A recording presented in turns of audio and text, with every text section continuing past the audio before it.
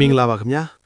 ရန်ကုန်မြို့ကမာရွတ်မြို့နယ်မှာကိုရီးယားဘာသာစကားတင်တန်းဖွင့်လှစ်ထားပြီးမြန်မာအမျိုးသမီးတွေကို blind date အစီအစဉ်နဲ့စီယုံကလူကုန်ကူးမှုကျူးလွန်ခဲ့တဲ့တောင်ကိုရီးယားနိုင်ငံသားတဦးကိုအလုတ်နဲ့ထောင်ဒဏ်15နှစ်အမိန့်ချမှတ်လိုက်တဲ့သတင်းကိုတင်ဆက်ပေးပါမယ်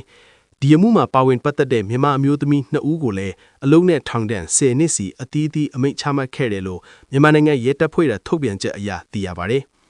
ဖြစ်စဉ်မှာရန်ကုန်တိုင်းဒေသကြီးဒဂုံမြို့သစ်စိတ်ကံမြို့နယ်မှာနေထိုင်တဲ့မတ်ကျော့ကေခိုင်ဟာသူမနဲ့ခင်မင်းရင်းနှီးတဲ့မော်ဒယ်တင်တန်းသူအမျိုးသမီးတဦးကိုကမာရွတ်မြို့နယ်ဒိုင်းမွန်းကွန်ဒိုမှာကိုရီးယားဘာသာစကားတင်တန်းဖွင့်လှစ်ထားတဲ့တောင်ကိုရီးယားနိုင်ငံသားမစ္စတာဟွမ်ဟီဟွမ်နဲ့မိတ်ဆက်ပေးခဲ့ပါတယ်။အဲဒီနောက်မစ္စတာဟွမ်ဟီဟွမ်ဟာ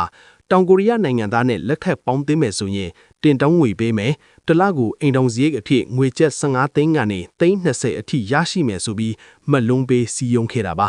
ဒီလိုစီယုံရမှာအဆိုပါတင်တန်းမှာအလုပ်လုပ်ကိုင်နေတဲ့နိုဇင်မိုးခေါ်စုချင်းဆိုသူကဘာသာပြန်ပေးပြီးပူးပေါင်းပါဝင်ခဲ့တာဖြစ်ပါတယ်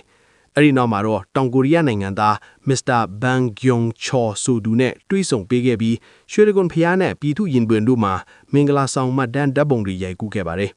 မစ္စတာဘန်ဂျုံချော်ဟာအဆိုပါအမျိုးသမီးနဲ့3ရက်ခန့်အတူနေထိုင်ခဲ့ပြီးနောက်ကိုရီးယားကိုပြန်သွားခဲ့ပါတယ်။ဒါပေမဲ့နောက်ပိုင်းမှာ online ကအဆင့်ဆက်သွယ်စုံစမ်းကြည့်တဲ့အခါမှာတော့မစ္စတာဘန်ဂျုံချော်ကပွဲစားဖြစ်သူမစ္စတာဟွမ်ဟီဟွမ်ထံကိုငွေကျပ်600ခန့်ပေးချေခဲ့တာကိုသိရှိခဲ့ရပါတယ်။တရားခံမစ္စတာဟွမ်ဟီဟွမ်ဟာကာယကံရှင်အမျိုးသမီးကိုတော့ငွေကျပ်30တာပေးခဲ့ပြီးကျန်ရှိတဲ့ငွေကြေးတချို့အမြတ်အမြောက်အများကိုခေါင်းပုံဖြတ်ရယူခဲ့တာဖြစ်ပါတယ်။ဒီဖြစ်စဉ်နဲ့ပတ်သက်ပြီးအမတ်6လူကုန်ကူးမှုတားဆီးနှိမ်နင်းရေးရဲတပ်ဖွဲ့စုကတရားလိုပြုလုပ်တိုင်ကြားခဲ့တာမှာကမာရွတ်ညို့မှရဲစခန်းကလူကုန်ကူးမှုတားဆီးနှိမ်နင်းရေးဥပဒေပုံမှန်35/44တို့နဲ့အမှုဖွင့်အရေးယူခဲ့ပါတယ်။ပြီးခဲ့တဲ့မတ်လ23ရက်နေ့မှာတော့ကမာရွတ်ခရိုင်တရားစုံကနေအမိန့်ချမှတ်ခဲ့ပါတယ်။တောင်ကိုရီးယားနိုင်ငံသားမစ္စတာဟွမ်ဟီဟွမ်ကိုလူကုန်ကူးမှုတားဆီးနှိမ်နင်းရေးဥပဒေပုံမှန်35အရာအလုံးနဲ့ထောင်ဒဏ်15နှစ်